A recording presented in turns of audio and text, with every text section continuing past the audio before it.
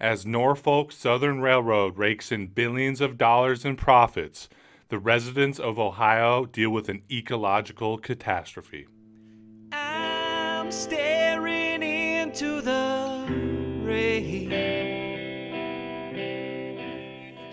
Hello, guys, and welcome to another episode of Thinking Out Loud. Today, we're going to be discussing a story I'm sure you've already heard of, the massive train derailment in East Palestine, Ohio. By now, I'm sure all of you guys have seen some of these absolutely terrifying, horrible images coming out of East Palestine.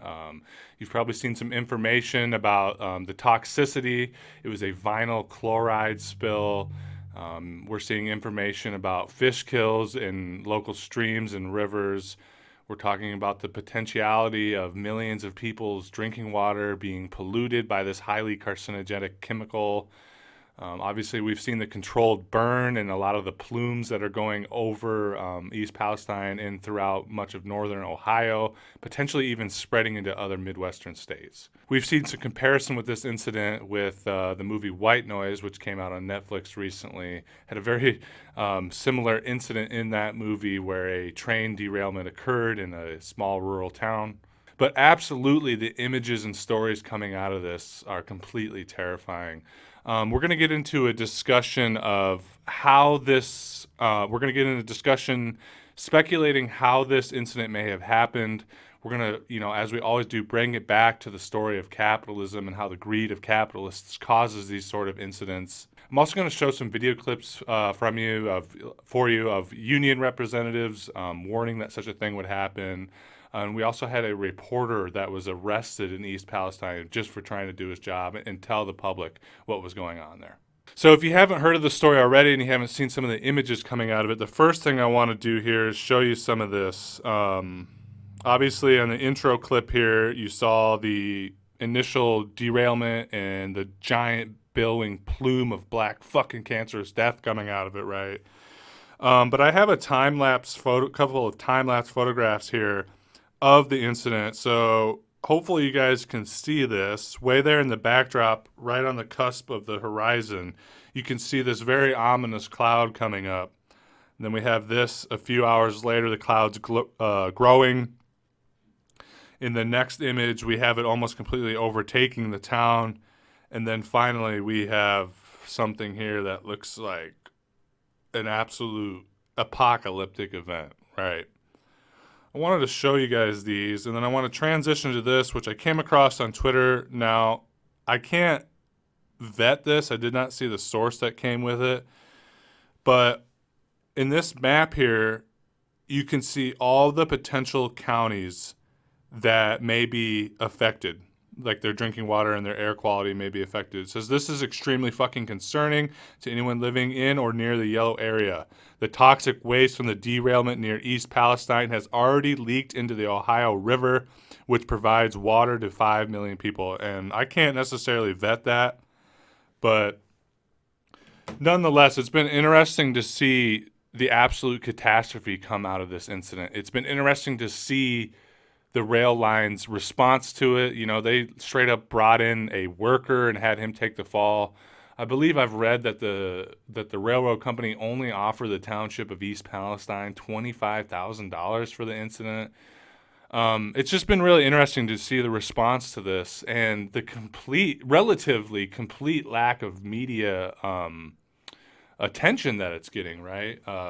The last week or so while this has been going on, you may have seen a tidbit here and there, but most of the coverage going on has either been from smaller local news outlets or from like left independent media or independent media generally doing coverage on this, right? Instead, in the mainstream media, we've heard things about evil communist Chinese balloons. We've heard things about UFOs coming to take shit over. And, this is a little sidebar, but I can't help but feel like a lot of times these whole UFO incidents are a bunch of psyops, right? Not to get too conspiratorial with you, but it seems like anytime a bunch of bad shit really starts happening or there's a news media story that they really want to dampen or have seen less, they'll run some crazy shit, conspiratorial sounding stuff with UFOs. So I don't know what that is, but, it's just really sickening to see this absolute ecological catastrophe. You've seen people comparing it to Chernobyl or something like Love Canal on that scale, and yet there's very little media coverage from the mainstream media, which is why we're here having a discussion about it. Now, I actually want to jump into some videos for you guys. I don't want to bore you too much with my rambling about this. Some of these videos I have will give you a greater context than I can anyway. This first video I'm going to play for you right here is a TikTok collaboration where this investigative journalist talked with union representatives a week or so prior to this, because this incident is not an isolated incident. In the last 10 years, we have seen a massive increase in the amount of train derailments. Several of them carrying hazardous materials, but nothing that's blown up quite in this fashion, right? And in this video, he talks with a union rep that talks about a train derailment that had happened in the past, and it was because of this precision scheduling railroading, which is a fancy fucking corporate term for, cutting safety precautions, cutting the amount of staff and things like that. And he talks about there was a train derailment, but fortunately that train was only carrying candle wax. Obviously in East Palestine, Ohio, they weren't so lucky. So without further ado, I'm going to go ahead and roll this for you guys. Workers warned us about disaster like this. I heard firsthand months ago about the corporate practice of precision scheduled railroading. Precision scheduled railroading is shorter staff, longer hours, longer trains, less safety, less maintenance. Do I have all that right? Oh, you got it all right. I Okay. mean, a lot of the derailments that you're seeing on national TV is one of a few things. It's lack of maintenance on the track, where they've cut the track gangs too short and they can't get out to fix it, or they've cut the carmans, which is the union that works on the rail cars. So we have one derailment here in Northeast Ohio where a wheel flange was very thin. It picked a switch and derailed the entire train. Luckily, it was full of candle wax and not something highly volatile. Rail workers tried to strike over this stuff, but were stopped by Congress. A few weeks later, and here we are. Several Norfolk Southern cars of toxic, highly volatile chemicals exploded fantastically in the tiny town of East Palestine, Ohio, 20 miles from where I grew up. So I met Clyde in East Palestine to ask him about it. It looks like a faulty bearing caused a catastrophic derailment. These railroads are turning profits hand over fist. They've cut their workforce to bare bones, and now they're paying the price for it because the wheels are falling off the train, basically. Carmen were inspecting cars about 3 minutes per car. That's always been the industry standard. Now it's 90 seconds per car. Is that because of PSR? Yes, it's a rush job right now. And these guys are under pressure. I mean, they're working men and women, and, if they don't hurry up and get this car done, they're going to be fired. Great points. So I went to a press conference with Norfolk Southern and Ohio Governor Mike DeWine to ask them about this. What could precision scheduled railroad have to do with the axle failure that caused the derailment? I have no idea that it's a mechanical issue. Precision scheduled railroading is a management process. Not a great answer, and that's probably because Norfolk Southern let a worker take the fall, rather than a single corporate executive showing up in the town that they polluted to be held accountable. You see, Wall Street owns Norfolk Southern. 74% of shares are owned by a who's who of infamous hedge funds, and this is the business model that they demand. Profit at any cost. And disaster like this is simply a cost of doing business. They cut everything, make all the money, and pay off disasters in tiny flyover towns from the profit. But instead of answering for any of that, they're betting that the corporate media, under the same pressure for extreme profit as railroads, will only ask questions about how much cancer people will get and not why this preventable disaster happened. All right, so you can see there, absolutely egregious. It's a complete environmental disaster that potentially may have contaminated the water supply of 5 million Americans. It's laden, the atmosphere, the air that those residents in the area breathe with potentially cancerous chemicals. And how do they respond? They respond by having a rail worker take the fall for it and answer all the questions. Like it said in the video there, not a single executive showed up to do anything about it. At least at the time that I was doing this research, I have not heard anything else about. Since then I have not heard of any, executives or corporate spokesperson coming to address this, right? And as I said, I've heard that all that they offered was $25,000 to the city for a massive ecological disaster. But the union rep in this video also brings up a good point, and the journalist brings up a good point as well. Just a few weeks ago or a month or two ago, we had a huge national dialogue about this as rail workers throughout the country were threatening to go on strike. And now a lot of what we heard in the news was specifically about the workers' benefits, time off, not being on call, quality of life issues. But that was not the only issue that they were pushing. Those were not the only issues they were pushing for. It was also the precision schedule railroading generally and how unsafe and dangerous it was. In their list of demands was to do away with these practices and to increase safety regulations. These workers were keenly aware of how dangerous this was. But obviously, Norfolk Southern and other railroads, lobbied Congress to, push legislation, as we saw with Biden, to coerce rail workers not into going on strike, to accepting a paltry bargain that obviously did nothing to support the workers, realistically, but also did nothing to regulate the industry or to, increase safety oversight. And this is what we get as a result of that, is a complete ecological disaster that has uprooted thousands of lives and could very well have health side effects for millions of Americans. Now, I want to jump into the next thing here. As this event was unfolding, we did have some, local reporters and some, relatively smaller or more independent news outlets, go to East Palestine to try to cover this. And what we had was one reporter who was trying to get to the bottom of the story, trying to get information, trying to do his job as a reporter, in a country that fetishizes or claims to be a supporter of free press, and the police actually arrested him. And I'm going to go ahead and roll that clip for you right now and show you what I'm talking about. News Nation, it's all being recorded right now. Yes, it is. This is horrible. Because you can't talk to people about doing their jobs. Oh my God, I cannot believe this. This is horrible. This is what it's like to be a black reporter. In Evan, I'm so 2023. sorry. Evan, I'm sorry. Thank you, Sia. Roll over, sir. Can you please loosen this because it hurts? That one's a little tight, so we are. Oh my God. Thank you very much. This is horrible. Can someone help me? Yeah, we're helping. Evan, I'm sorry. Oh Are my you God. serious? This is horrible. Doing a live shot gets you arrested. What happened? I got arrested because I was trying to do a live report about what people need to know. And he's been here all week. I've been here all You week. can't do this to him. This is wrong. Why are you arresting him? Thank you, Sia. This is an overreaction if I've ever seen one. You really want to go through this? This is horrible. See me on the national let news him just go. because I'm trying to do my job? Why was he arrested?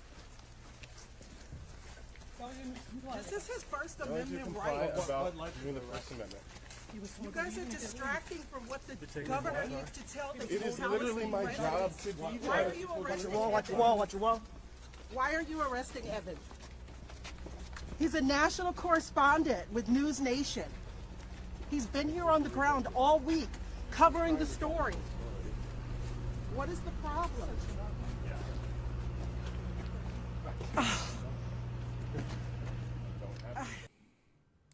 So yeah, as he aptly put it, it's my job to be here. But in the United States, a country whose government is completely bought and sold by capitalist interests, we only have freedom of the press and freedom of assembly until that freedom of the press and freedom of assembly actually, threatens the vested interests of the capitalist class. Right.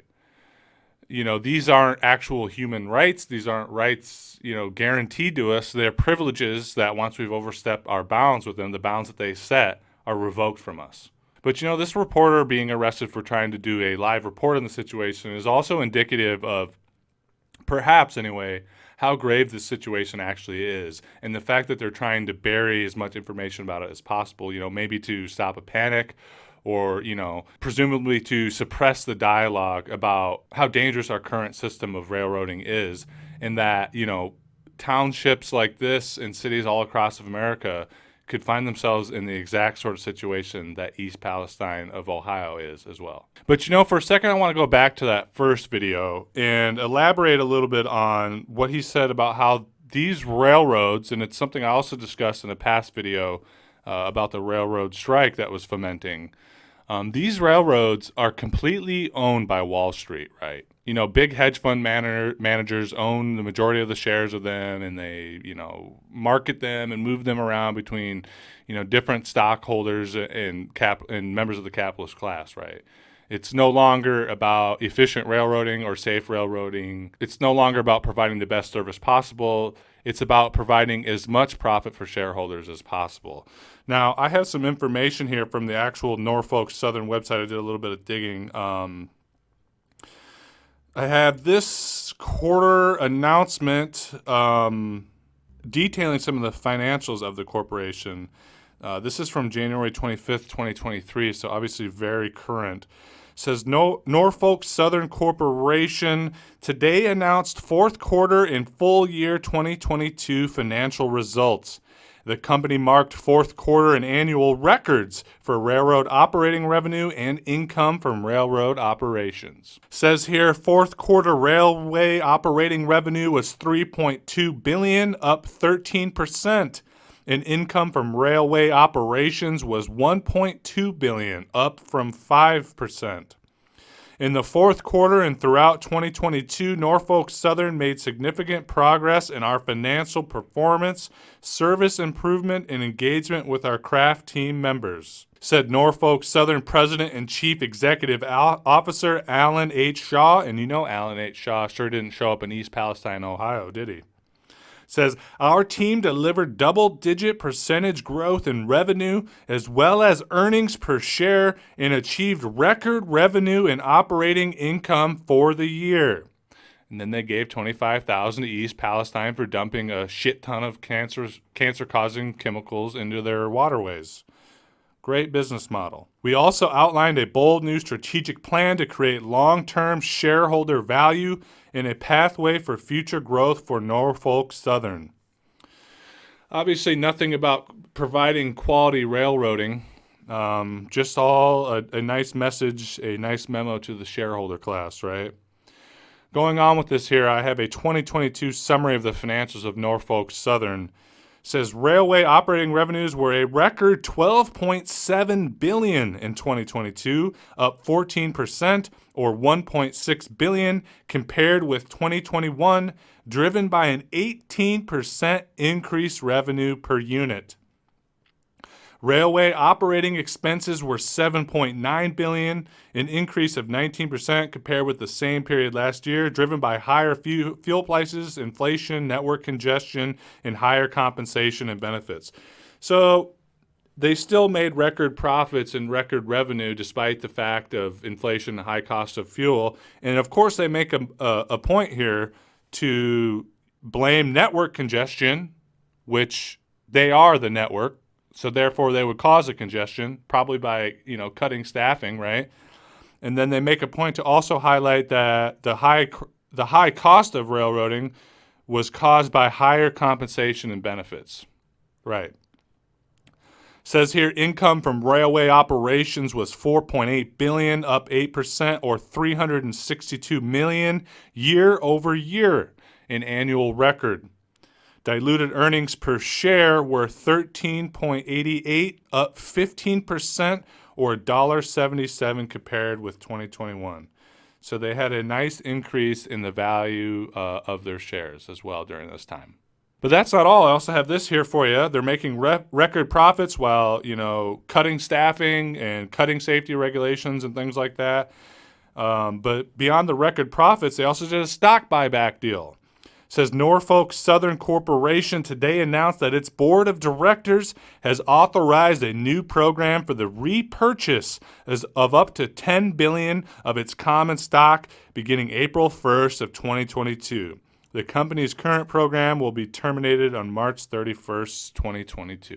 So obviously all of this disaster in East Palestine, Ohio, the increasing frequency in which we're seeing derailments, the cutting of benefits and the short staffing for workers and things like that. And obviously the complete ecological disaster that's happened. All of this. Meanwhile, they're making these huge profits, and they're doing a stock buyback program. First off, a stock buyback program, if you're unfamiliar with what that is, companies, they want to try to increase the value for their shareholders. They want to try to increase profit for their shareholders, right? And they've kind of rigged the system or developed a workaround where they don't actually have to increase productive capacity or innovate or be on the leading edge of the industry. They can do, financial speculation and financial loopholes to increase the value for their shareholders while they actually do nothing that's actually productive, right? So one way they do this is the stock buyback. So, a company will sell, let's just say, 100 stocks, right? And let's say you buy one of them. So ostensibly you own 1% of that corporation, right? And it's worth, say, $10, right? So all this has been sold out. But then what the company will do is they'll use financial loans for some of these big financial firms to buy back a bunch of these stocks. Well, what happens when individuals or an organization is buying a bunch of stocks? Well, the price of the stock naturally goes up because it signifies that it's more coveted, that it has more value, that it is growing, right? So what they'll do is they'll divvy out all these stocks and sell them, right? And then they'll buy back, let's just say in this instance, 50% of them. So they'll buy back 50% of that stock, right? But you still own your 1%. So now that 1%, because it's all been bought back by the company, is worth like double what it originally was. So then you get more dividends and you get more percentage of profits, right? Meanwhile, they've done nothing except move money around on the screen, right? So these stock buybacks, these increased profits, meanwhile, they're having an ecological disaster as a result of cutting safety regulations and cutting staffing, is a great example of what occurs under capitalism. It's something called externalities, right? So when you think about capitalism or you think about a capitalist, quote unquote, free enterprise, the point is to make money, right? And in the process of making money, in the process of trying to create profit, you have all these bureaucrats and Wall Street dudes and corporate guys. They'll have a whole bunch of spreadsheets and graphs and stuff to determine how much money they're putting in versus how much money they're going to get out, right? And they'll factor in all kinds of stuff, cost of employees, cost of employee benefits, updating infrastructure, building this, building that, renovating that, et cetera, et cetera, et cetera, right? But the things that never come up in the capitalist enterprise's spreadsheets of cost-benefit analysis are things like if our train derails and gives a bunch of people cancer or kills people, or if our product, i.e. tobacco, is known for giving cancer and heart disease and killing people, or our food product is known to cause diabetes and is highly addictive, so people eat a lot of it and therefore get the diabetes. These things are not factored into the cost-benefit analysis of a private corporation. They're considered externalities, right? Costs to society, costs to human beings that the corporation does not have to pick up. They do not have to pick up the bill for these externalities, right? And as I've, noted, there's tons of examples of this. And this is the root of a lot of capitalist profit, right? This is why private shareholders, private entrepreneurs, private capitalists are able to make so much money at our cost, right? Because they have no legal obligation to factor in externalities into the cost-benefit analysis, right? So they just shove that cost off onto the public, onto the consumer, onto whatever group is in their way, right? Another great example would be we're going to build this new luxury housing development, but in the process, we're going to destroy a bunch of public housing or destroy a bunch of small, locally owned businesses and stuff to make room for it. That doesn't matter to them. That has no factor in the spreadsheet at all. The thousands of people kicked out of their homes with nowhere else to go. That is an externality, and we are all, as working class people, as a part of the proletariat, expected under our government, under our bourgeois capitalist democracy, to foot the bill for these externalities. Now, we've seen all this. We've seen record profits. We've seen the cutting of safety regulations. We've seen the stock buyback program. But that's not the only thing they've been using their record profits on, these railroad companies owned by Wall Street investors, right? They've also used a large amount of this money to, as we've seen in the last year, lobby Congress and lobby other bodies of government to, strip regulation and strip industry standards, right? I have this right here. It says, rail companies blocked safety rules before Ohio derailment. It says, before this weekend's fiery Norfolk Southern train derailment prompted emergency evacuations in Ohio, the company helped kill a federal safety rule aimed at upgrading the rail industry's Civil War-era braking systems, according to documents reviewed by the Lever. Though the company's 150-car train in Ohio reportedly burst into 100-foot flames upon derailing and was transporting materials that triggered a fireball when they were released and incinerated, it was not being regulated as a high-hazard flammable train, federal officials told the Lever. So they had vinyl chloride and dangerous chemicals, highly combustible, highly flammable chemicals on this train. But that train, that specific train that went through East Palestine, Ohio, was not labeled as hazardous or highly flammable. So what does that mean? It means that the rail company wasn't legally obligated to put more safety measures and oversight in place to make sure that something devastating like what happened in East Palestine, Ohio, wouldn't happen. Going on with the reading here, guys, says, documents show that when current transportation safety rules were first created, a federal agency sided with industry lobbyists and limited regulations governing the transport of hazardous compounds. The decision effectively exempted many trains hauling dangerous materials, including the one in Ohio, from the high hazard classification and its more stringent safety requirements. Amid the lobbying blitz against stronger transportation safety regulations, Norfolk Southern paid executives millions and spent billions on stock buybacks, as we talked about earlier in the video.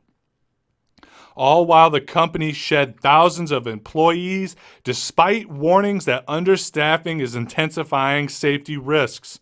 Norfolk Southern officials also fought off a shareholder initiative that could have required company executives to assess, review, and mitigate risks of hazardous material transportation. So they shot down a law that would have held them at least nominally accountable for some of these externalities that we talked about earlier. So just a little sidebar here before we go on with the reading. This is an example. This whole incident with the company lobbying Congress and different lawmaking bodies to shut down some of these regulations, and we'll analyze them a little bit more here shortly, is a great example of regulatory capture. And it's an endemic problem to capitalist bourgeois democracies like the United States, right? The way that our political processes work and the way that our governing bodies work is they are extremely prone to the corrupting influence of big money. You've heard this conversation before many times, dark money, lobbying groups, things like that. And we're supposed to, ostensibly have regulatory agencies like the EPA, the Food and Drug Administration, that are supposed to stop some of the worst excesses of capitalism. However, they've come under what's known as I said, regulatory capture. Now, what does that mean? It means that these, big corporations, i.e. the railroad, i.e. food companies, i.e. big tobacco, i.e. oil, all these companies, right, have lobbied Congress and put so much money into the political process that when those politicians that have taken the money get into power and have the power to appoint regulators, they appoint regulators from the industry that they are meant to regulate, sometimes even from the biggest perpetuators of these externalities of some of these large corporations. So you literally and oftentimes will take the heads of these corporations and put them in a government body that's meant to regulate those corporations. Regulatory capture. And this is a part of that iron triangle system, where you'll have a guy that's the head of a corporation, and then he'll go on to be the head of a regulatory agency. And then when he's out, he'll go back to the corporation, and then they'll put someone else in that's from the corporation into the political class. And it just is self-replicating iron triangle, right? And it creates the sort of systems that we have now, these neoliberal systems especially, where we're almost completely devoid of any regulation. Going on with the reading here, guys, says, the sequence of events began a decade ago in the wake of a major uptake in derailments of trains carrying crude oil and hazardous chemicals, including a New Jersey train crash that leaked the same toxic chemical as in Ohio. So we've been here before, and apparently we haven't learned our lesson. Maybe we'll learn our lesson this time, but I wouldn't hold your breath. In response, the Obama administration in 2014 proposed improving safety regulations for trains carrying petroleum and other hazardous materials. However, after industry pressure, the final measure ended up narrowly focused on the transport of crude oil and exempting trains carrying many other combustible materials, including the chemical involved in this weekend's disaster. Then came 2017, after rail industry donors delivered more than $6 million to GOP campaigns. The Trump administration, backed by rail lobbyists and Senate Republicans, rescinded part of that rule aimed at making better braking systems widespread on the nation's rails. Specifically, regulators killed provisions requiring rail cars carrying hazardous flammable materials to be equipped with electronic braking systems to stop trains more quickly than conventional air brakes. Norfolk Southern had previously touted the new technology, known as electronically controlled pneumatic ECP brakes, for its potential to reduce train stopping distances by as much as 60% over conventional air brake systems. But the company's lobby group nonetheless pressed for the rule's repeal, telling regulators that it would impose tremendous costs without providing offsetting safety benefits. This is a great example of, with capitalists and stuff. We cannot leave corporations to do the right thing on their own. They have to be coerced in it. But as we said earlier, due to the nature of our capitalist government, even when we try to coerce them through the legal channels, they've so polluted the government with their own influence that they stop that coercion from ever being possible, right? That argument won out with Trump officials, and the Biden administration has not moved to reinstate the brake rule or expand the kinds of trains subjected to tougher safety regulations. And now here we are, and this situation only seems to be getting worse. Would ECP brakes have reduced the severity of this accident? Yes, Stephen Dittmeyer, a former senior official at the Federal Railroad Administration, FRA, told The Lever. The railroads will test new features, but once they are told they have to do it, they don't want to spend the money. And why don't they want to spend the money? We'll get into it right here. It says, prior to the stock buyback era, railroads agreed that ECP brakes were a good thing, said Ron Kamenkow, a longtime railroad worker and organizer with Railroad Workers United, Solidarity Brother. The railroads hadn't yet come to the realization they could do whatever they wanted. ECP brakes were on the drawing board, then off.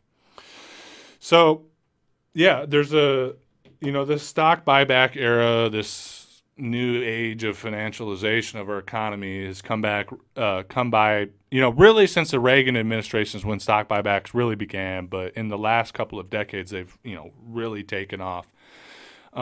So these railroad companies lobbied Congress and did everything in their power to ensure that electronically controlled pneumatic brakes were not put in place.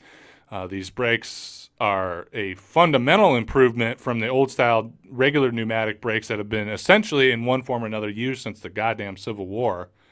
Just another example of how completely deteriorated our infrastructure is and how far we are behind the rest of the world. We're using Civil War-era brakes for our fucking trains. Absolute embarrassment.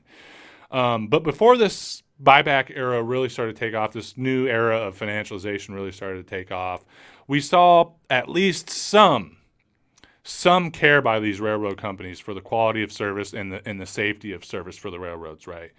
That all changed when they realized that they could spend the money that would have been used to update their trains to instead do buybacks and increase profit margins, right?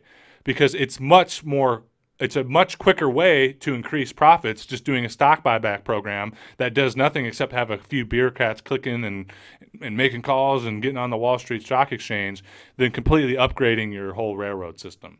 And this is just a great example of how completely mad our capitalist society has gone with the profit sickness. I mean, it's completely beyond just the regular notion of making profit. It's profit at all costs, profit beyond all common sense. You know, we're at the stage of capitalism, the financialization of capitalism, where the systems that made capitalist appropriation possible are being devoured by the very corporations, the very capitalists that profit off of them, right? You know, these corporations can't make profits the way they do without the backing or the support or the legal infrastructure of the government that they've built, of the, you know, bourgeois liberal democracy. But we are so far beyond any notion of just making profit in a way that makes sense that the profit motive is, you know, chewing up the very systems that make profit possible. And the railroads are a great example of this, right?